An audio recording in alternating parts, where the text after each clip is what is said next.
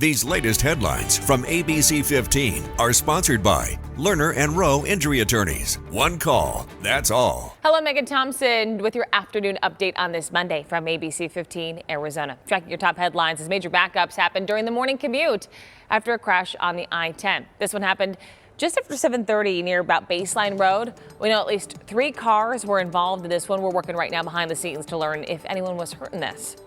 We do know a woman is in serious condition after being shot near Desert Ridge Marketplace. This happened early Saturday morning. Police have not given any information on a possible suspect.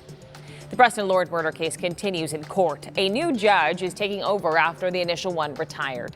7 teens are charged and all have pleaded not guilty. That trial is expected to start in July.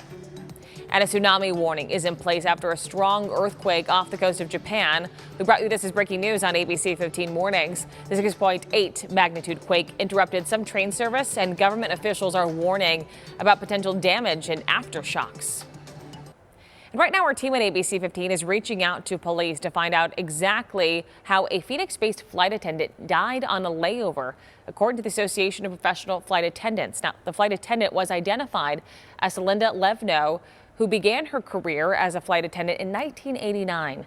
American Airlines said in a statement that Levno was the victim of a senseless crime Saturday night in Denver, and the incident is being investigated by local police. Right now, we're trying to get more details about what happened and if police have a suspect.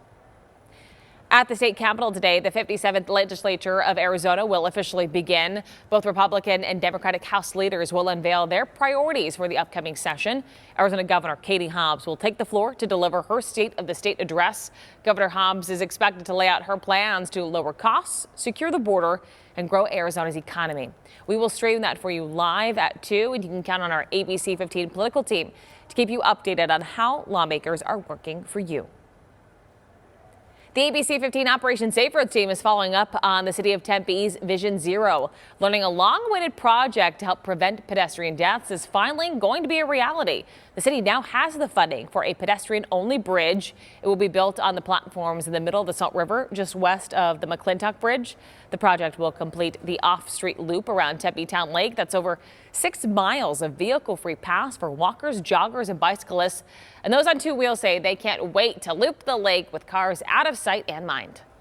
I want to see some of our group rides going over the bridge. I know there's a lot of community groups that do like walks for charity and walks for different fundraising activities. And for us, we do a whole bunch of community bike rides and stuff. So we're just excited to finally have a nice loop going around the lake. The city hopes construction can start in late 2026 or early 2027. We've been showing you some of the mind-boggling new innovations in tech coming out of the Consumer Electronics Show.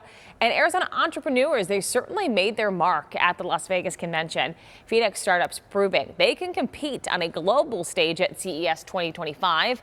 Forward-thinking business leaders say the Valley offers some unique support, but needs more attention from investors to keep innovation local.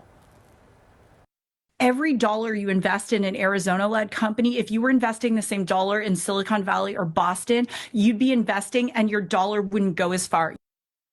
Phoenix Mayor Kate Gallego hopes the city's growing tech scene will turn it into a global hub for innovation.